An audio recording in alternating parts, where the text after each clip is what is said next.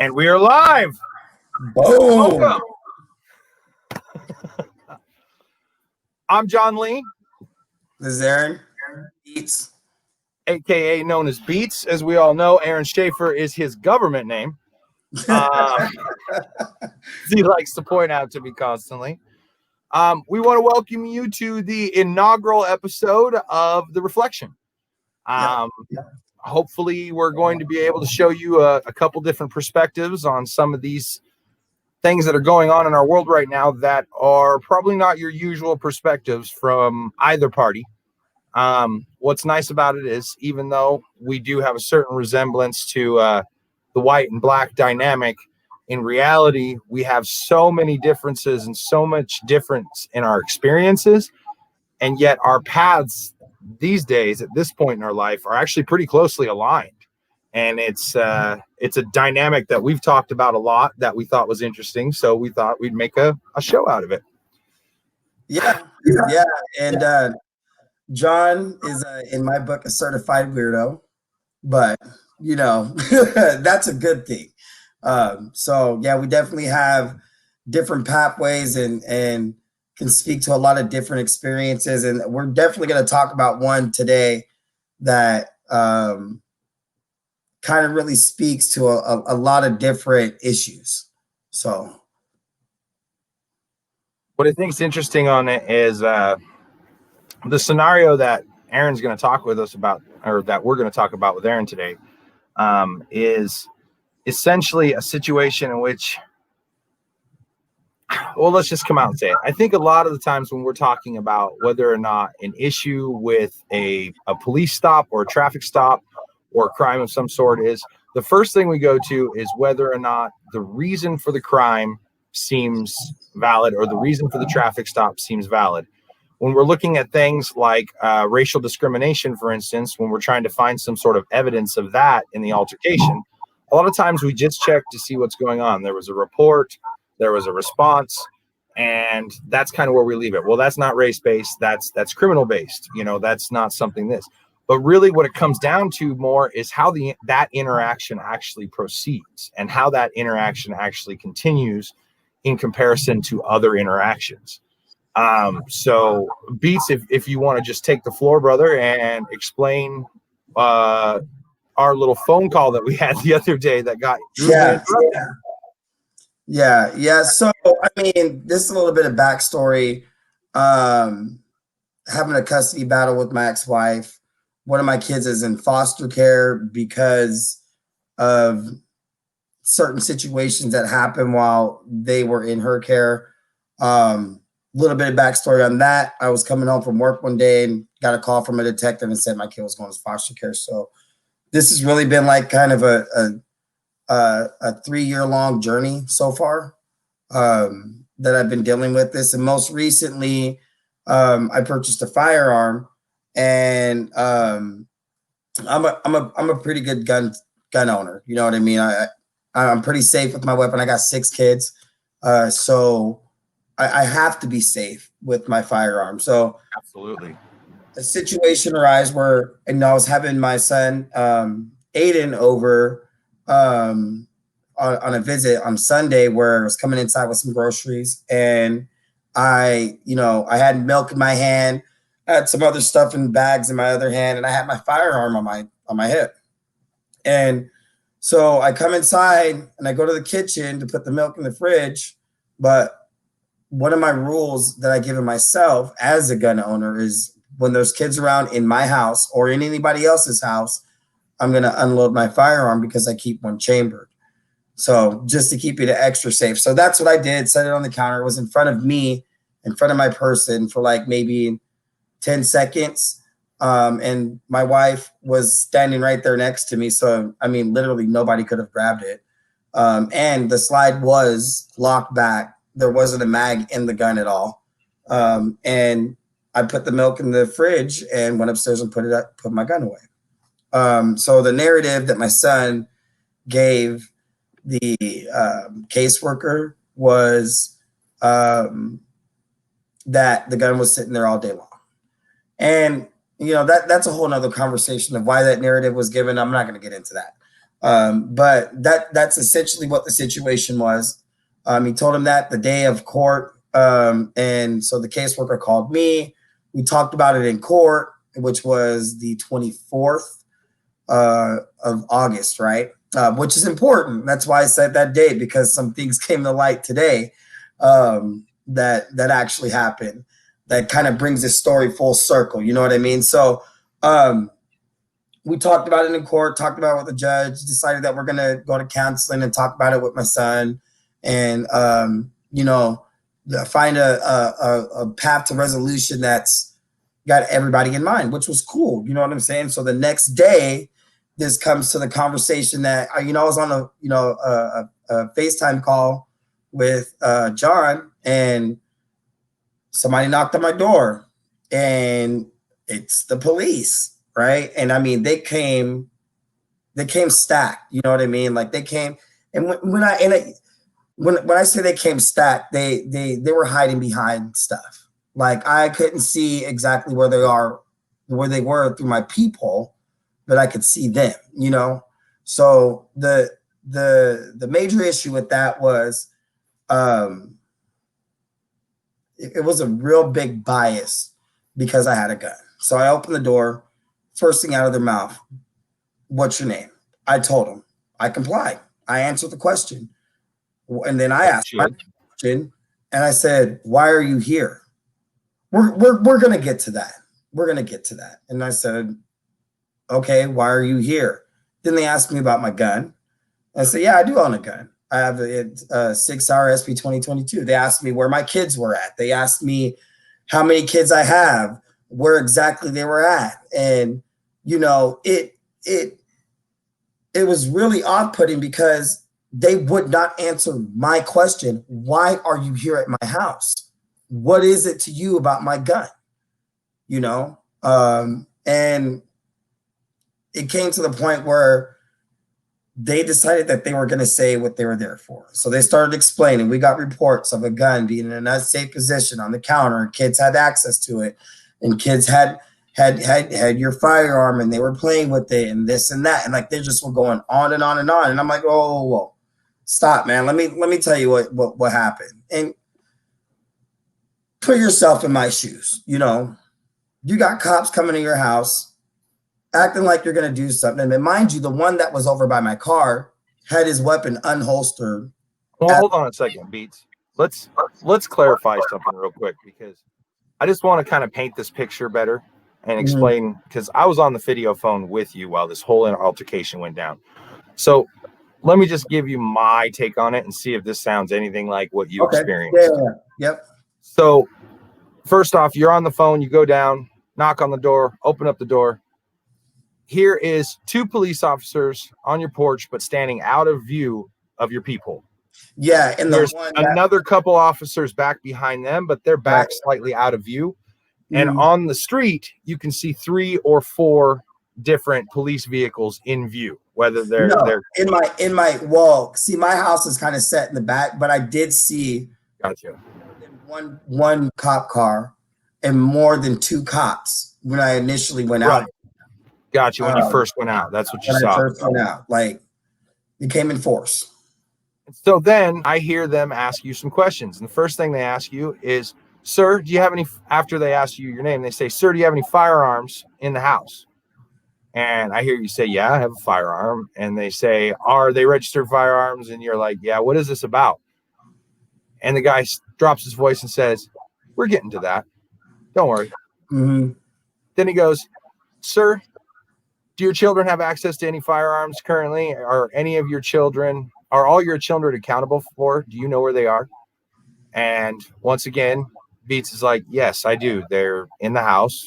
What is this about?" And he says, "Don't worry. We're getting to that. You need to calm down, sir."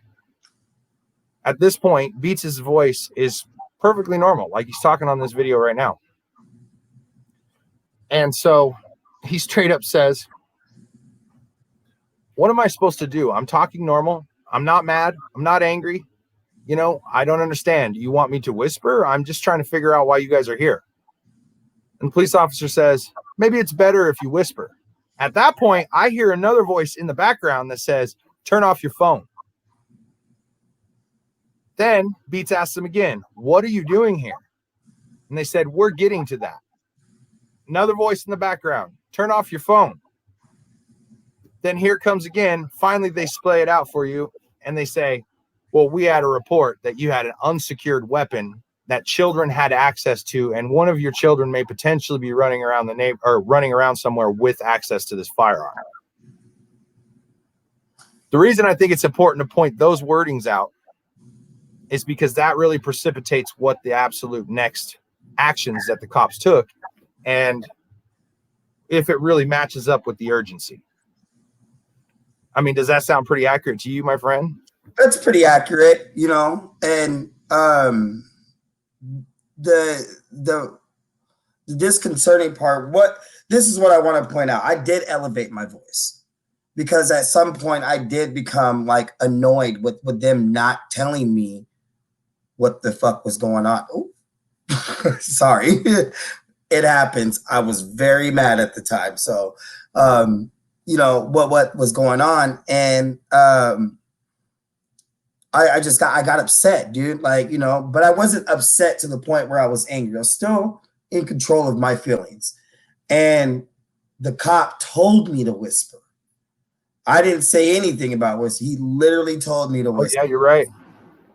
And I was like, no, I'm not going to. Like at that point, I didn't want to comply with what they were telling me to do because at that point they were being flat out disrespectful.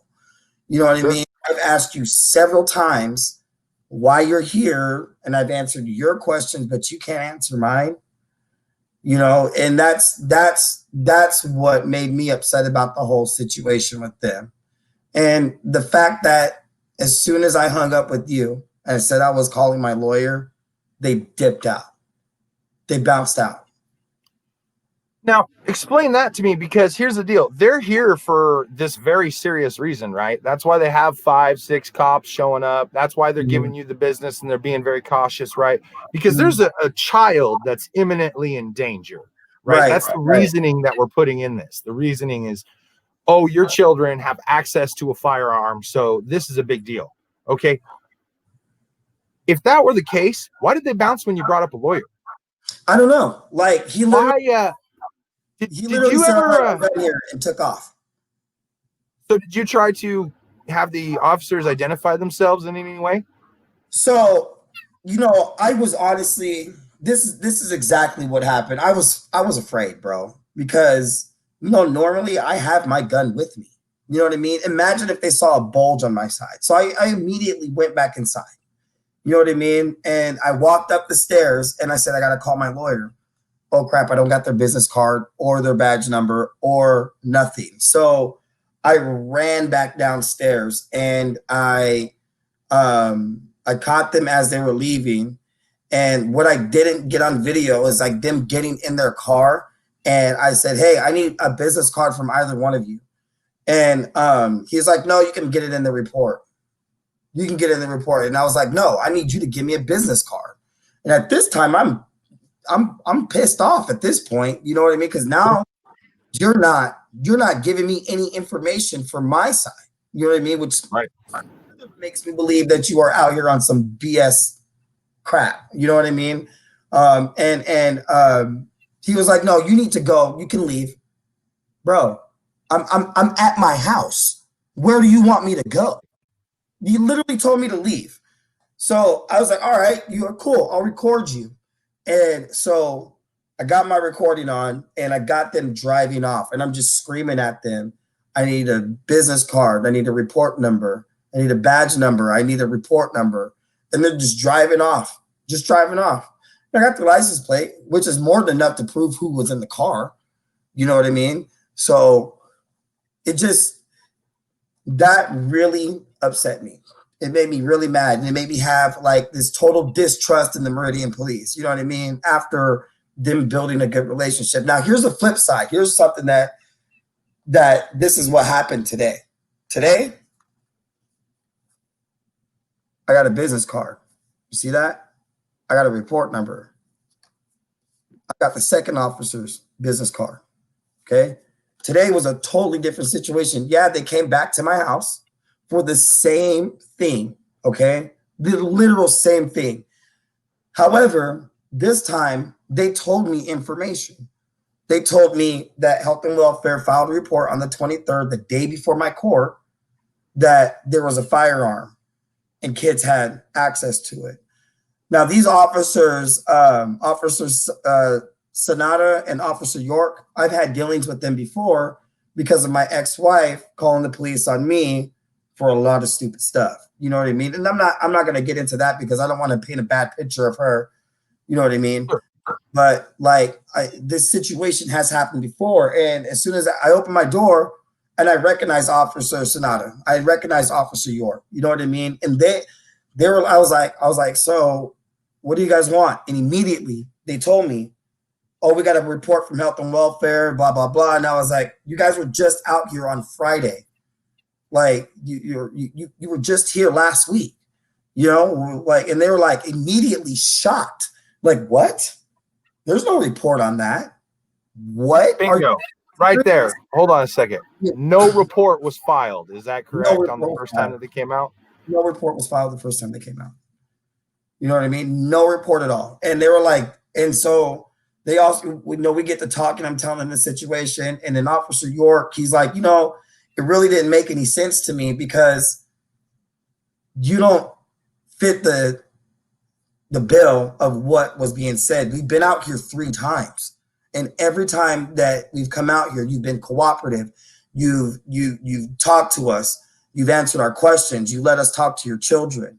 You know what I mean? And they basically were calling BS on the whole thing because they're like, it doesn't make any sense.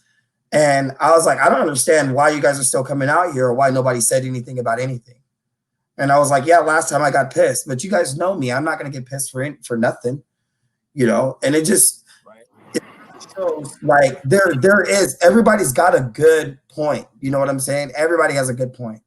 Everybody, like one of our breathers, can't remember her name right now, but she commented on one of our posts and she was like, my stance, I stand for the blue. You know what I mean?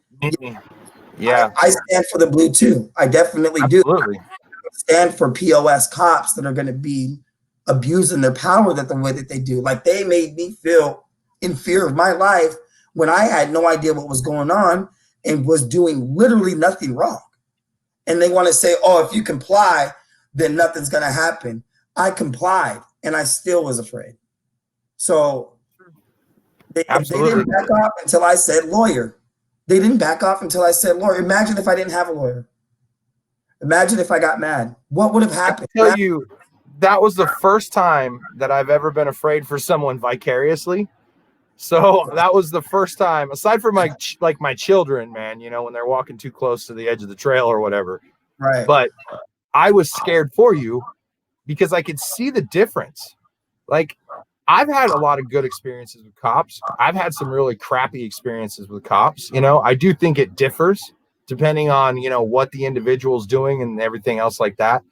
But, there's a certain amount of transparency that you kind of have to have in these situations, like filing a report, like keeping track of these types of situations, because here's the deal.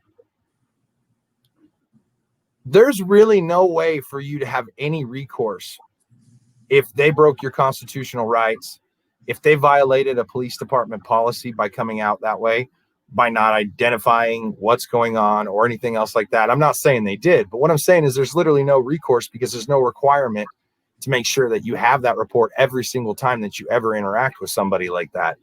And as annoying as that may sound, as repetitive as it may sound, it's important because what if things had gone awry, Beats? What record do we have of what went down and why they were there and everything else? I'm sure it would come up in the aftermath.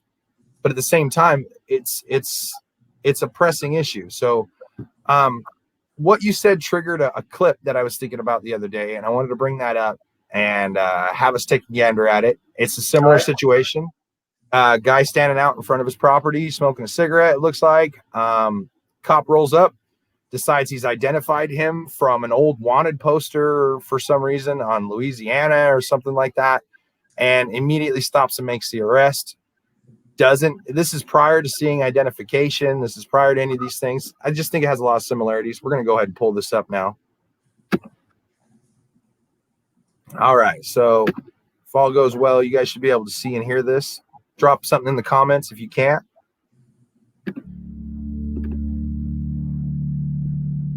He don't even know my name and tell him I have a warrant. What did he do? That's what I'm saying.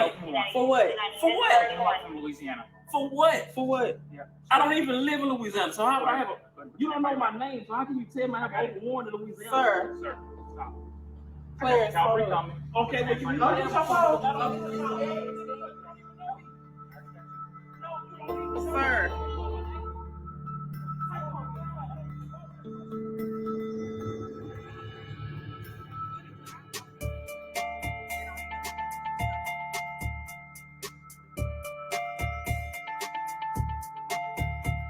You just pulled up in front of my house, and then I don't trust because you shaking like you scared or something. Pulling. Okay. I don't trust you. You shaking like you scared. He don't live in No, Louisiana. I don't even live in Louisiana. How the hell would I have a warrant in Louisiana?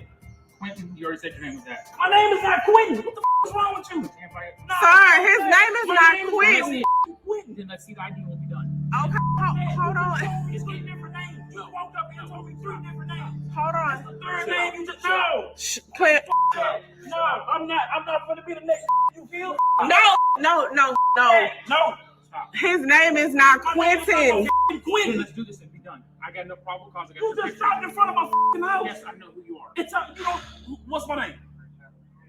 Man, that. You shaking like you scared. I'm not gonna let you put me in handcuffs. Please stop. Please stop. My name is not no fucking Quentin. You don't even know my name and tell me I got a warrant in Louisiana. Yes. You Do I look like a? Show me the picture. Show me the picture. Okay, wait. Walk with me. No, Walk with me. No. Tell him Please, he's not going nowhere. He's not going nowhere. I need your supervisor. I am Somebody the else. supervisor. Come on. Well, let me see your stripes. Well, I need Come on, to know. I need let's somebody walk else to the front car. No, you're not Walk gonna give to me the to front your car. car. No. Sir. No, Sir. Put my yard on my property. That. Calm down. Just calm You down. stop. You stop. Who are you looking for? That's what His I'm name saying. is not Quentin. Quentin.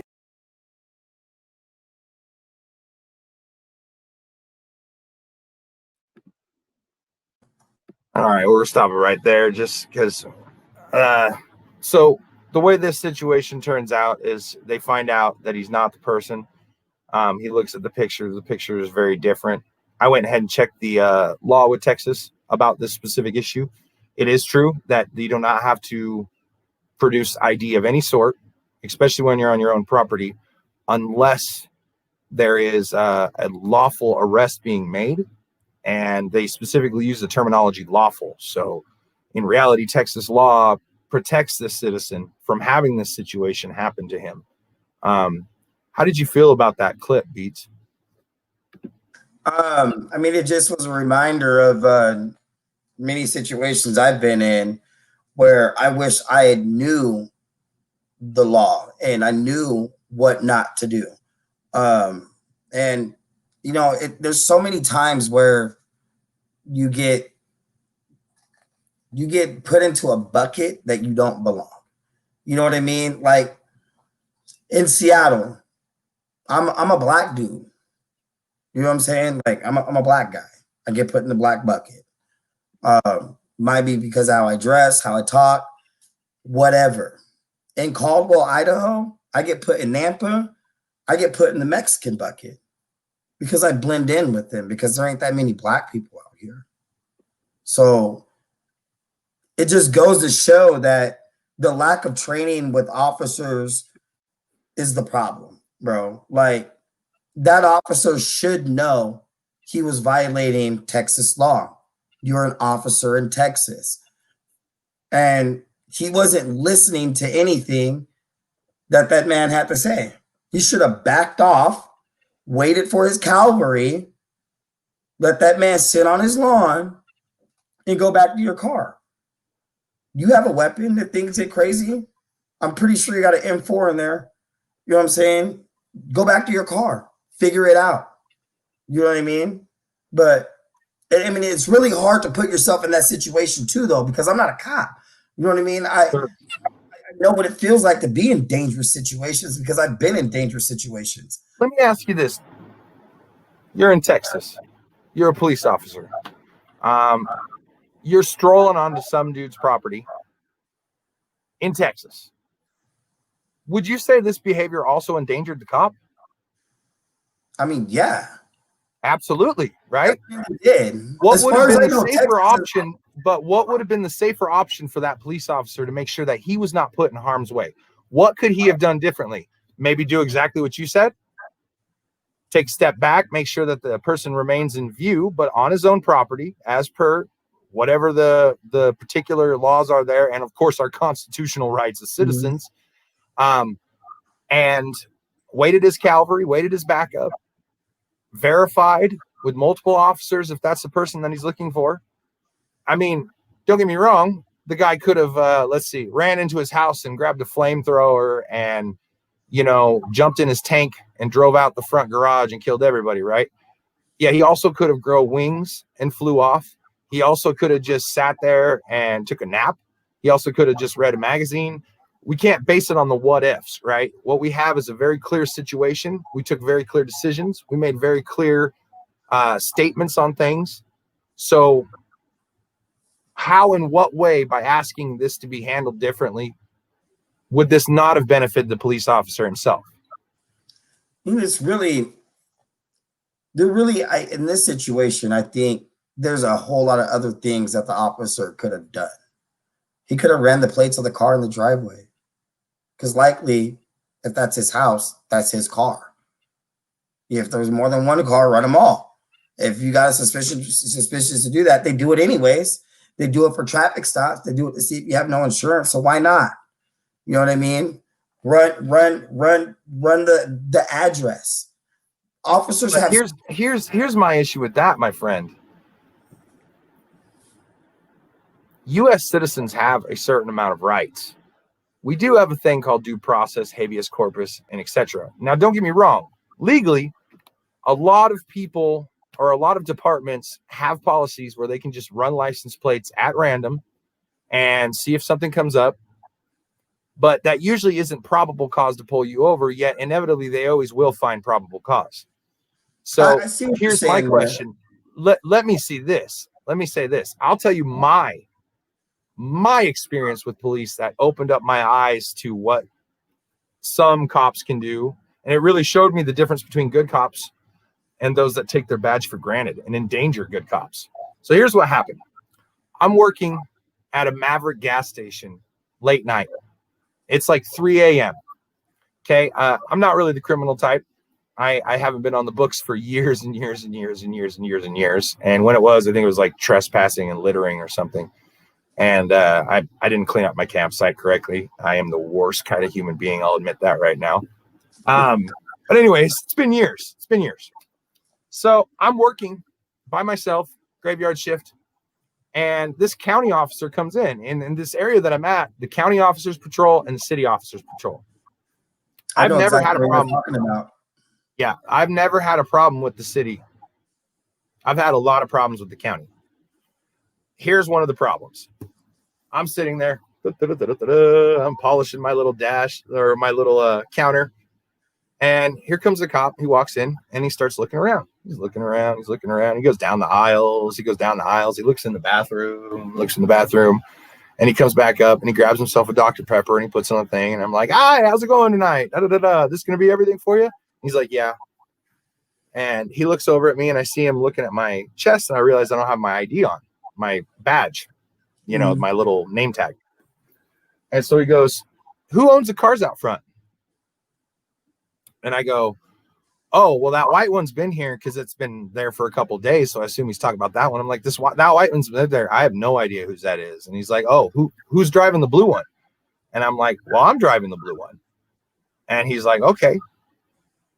And he starts slowly walking out. And I ask him, is there a problem? Is there a problem with the car or anything else, officer? And he's like, no, not at all. He saunters out. So I get down from my little podium and I go walking over and I'm making my coffee. Got to give those graveyard shift people their coffee and their Marlboro Reds. And suddenly I look up as I hear the door chime, and here are 7 officers. 6 city officers, 1 county officer. Same county officer that was just in there. And he says, you're under arrest. So I obviously get a little weirded out because the guy just told me that there was no problem and he hasn't even asked who I am. So I go, excuse me? Do you mean me? And he says, don't get smart. You're under arrest. Put your hands behind your back and turn around. And I'm like, sir, what are you do? Is this leak? What did I do? What possible crime could I have committed? And he says, are you John Reitzel?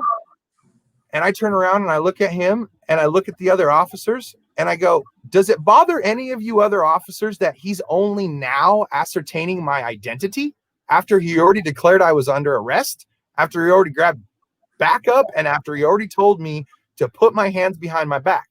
So they don't say anything, obviously, because cops are professional, right? So that guy grabs me, bends me over the counter, handcuffs me, stuffed and cuffed, the whole works. They drag me out of the store, and at that point, 2 customers have come in, and they're terrified. So they're like, "What's going on, John?" Because you have all the regulars and stuff that come in every single day. And I'm like, "Just calm down, Larry. Don't worry. You'll still get your slushie. I gotta call my boss."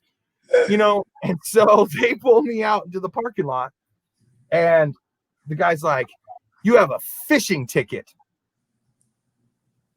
from 2003, and this is like 2 years ago, from 2003, that's outstanding through Boise County." Whoa. Pause. Time out.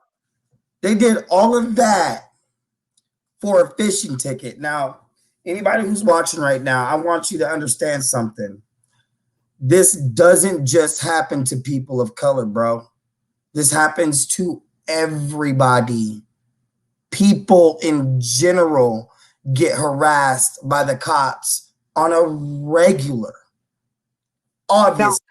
But we have to acknowledge there are a lot of people that carry the badge that are freaking heroes, man. It's a tough job. And we need to establish right now, neither me nor Aaron is one of those abolished police officers people. We don't believe in a lot of the standard ways of trying to deal with police. We appreciate police officers. Stop. Can't show personal information, man. It's not. Especially those. It's fine. It's the fine. Public officer. Anyways. Everybody knows. We love police officers for what they do. But what we also love is our personal rights as citizens. I didn't get identified before I was already declared under arrest. I didn't know what my crime was by the time I was already under arrest. I didn't know what was going on. All I know is there was a squad of people that was literally dragging me out of my store in front of my customers. And this all happened on camera. But here's the happy ending, okay? So the guy stuffs me in the car, and he goes and talks to the city officers. The city officers do not look happy with the county officer at all. In fact, suddenly they part ways, and the county officer is standing by himself, and the squad of city officers are standing by themselves, and they're just waiting. I didn't realize this, but they were calling the watch commander. So the watch commander comes down, and he basically says, get him out of your car. Are you out of your mind? This is not how we do things. And I can hear him through the window yelling at this officer, right? Like, what is wrong with you? Are you So the county officer pulls me out. He says, well, you're lucky because this could have gone way worse for you. And you better go and get that fishing ticket taken care of, because if you don't get this warrant taken care of, I will definitely be seeing you real soon. And now understand this, up until this point, I flew a blue line flag off the back of my car, a thin blue line flag, because I am a supporter of the police. I am a supporter of the blue. But what they did made me, right in front of them after they released me from cuffs, rip that sticker off of my car, crumple it up, and throw it on the ground. And then I turned around, looked at them and said, don't worry, it's not littering. I'm the one who cleans all this up. So when it really comes down to it, this isn't an anti-police mentality. This isn't a versus mentality. Mm-mm. This is all about our rights as citizens. This is all about our rights under the Constitution as Americans. How is it that resisting arrest can be your only charge and you can go to jail for it? Man, I've been resisting arrest, cuffed, and got beat up for it by Nampa PD because What's up, Patrick? I called him on his BS. So, you know, it happens. That's my reality. You know what I mean? Like, that's my reality. It happens. I got beat up by Seattle PD. I've been beat up by Renton PD. I've been beat up by Kent PD. I've been beat up by every PD I pretty much in every jurisdiction I've lived in. I've been beat up once. I've been beat up by white officers. I've been beat up by a Mexican officer. I got beat up by a black officer. You know what I mean? Like, it doesn't matter who you are. It doesn't matter about the color. It doesn't matter about this. It doesn't matter about that at all. So it's just really it's an abuse of power at this point. And cops need to be retrained and everything. So, you know, do you know in other countries that training on average is a 2.5-year thing for police officers? It's 21 weeks on average in the States. 21 weeks versus 2 years of training. What? All you got to do is have a high school diploma and 21 weeks of training, and you could be a cop. Absolutely. You know what that tells me? There's a lot of cops. I guarantee you, there's a lot of cops that have been bullied in high school and became a cop. Has to be. Let me ask you this, Beats. Do you think that legal reform and police reform would be more universally embraced if we didn't base it on the racial part of the brutality and the discrimination? If Absolutely. we broadened it up? Absolutely. If it was white people that were dealing with this, or not even white people. Let me take that back. Oh, I'm trying not to sneeze right here. These allergies are kicking me in the butt. Gesundheit. Not even white people, because I believe it's deeper that there is a white privilege. Yes, I said it. There is a white privilege. Ooh, he said it. There's also Said it. there's also a bigger privilege than that. And I think that is a social privilege of where you land in the social area, like, you know, whether you're poor or you're rich. There's a definite privilege in that area, bro. And I've seen it, and it's different. You know what I mean? So with that being said, I think that cops treat you a certain way based on where you fall in that social status. You know what I'm saying? I agree. I think that a lot of times it does have a lot to do with social economics. It's not necessarily always about race. And when I really see it, for me, it's never really been about race. So very early on in the Black Lives Matter, you remember me, I was a pretty vocal proponent of them. You know, I was always, you know, throwing the fist in the air, and I was running around and schooling people. I was right there. But the reason why is not necessarily, that's my belief too, is it kind of went off the rails after a while. So now it's more like I am trying to support justice reform, legal reform. It's not about white versus black. It's not about Hispanics. It's not about minorities or POCs. I don't even think it's about privilege in a lot of ways. I think what it's about is we have no standardized, uniformed idea of policing. There's no national standardized policy. Every department tailors its own thing. And I think that a lot of it comes from just a few people that are mixed in with the good. We're running out of time today, though. We do want to say that, Aaron, if you want to tell them about kind of the little mini series that we're going to be launching into with our episodes and what that's going to be about. So we're gonna. Oh, sorry, I froze.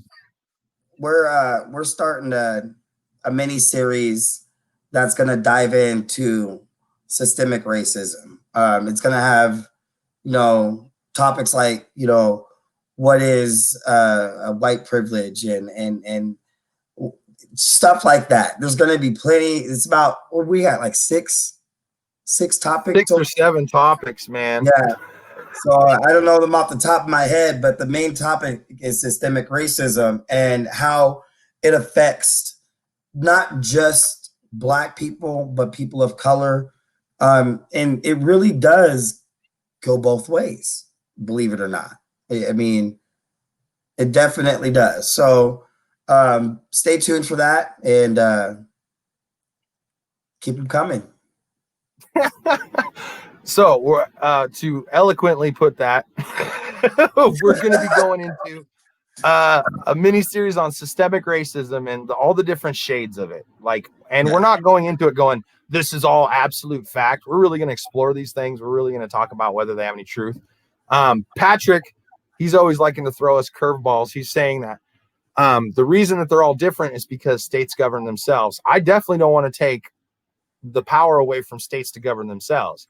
That's why I think a nationalized policy that's able to be tailor fit for each department based on each department's specific needs.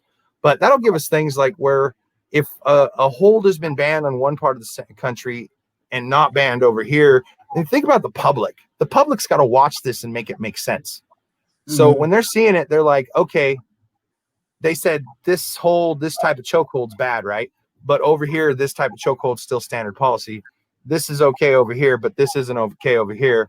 They violated policy there. We don't want to create any kind of a system where you actually have a national force of police.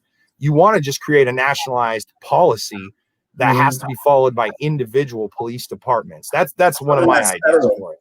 Something that's federal. Well, so you have to have a federal regulation. You don't have to have federal enforcement or federal police force. Each clerk's police department should be able to run itself the way it is based on its states. There's something there to hold everybody accountable, bro. Like one of the things we're going to talk about in the systemic racism is qualified immunity. That's big because a lot of want a federal police force. I feel like a lot of officers take that and use that to their advantage. Sure. So, I mean, there's a lot of different situations where it really isn't a matter of color anymore. It's a matter of the police versus the people. No, it's not. See, we'll go into this later, but in my opinion, it is absolutely not police versus people. What it is it's bad police versus everybody else. It's bad police versus good cops. It's bad police versus productive society. It's bad cops versus white people, bad cops versus black people, because the system that we have in place protects the bad cops. Okay. And it punishes the good cops for being whistleblowers. Listen. It punishes the good cops for speaking out. Sorry. Listen, exactly. So at the end of the day, the bottom line is it's them versus us, because who is going to go say anything about the bad cops or the people who can actually say anything about the bad cops? They don't have a roadmap for that, because it's do that and get screwed.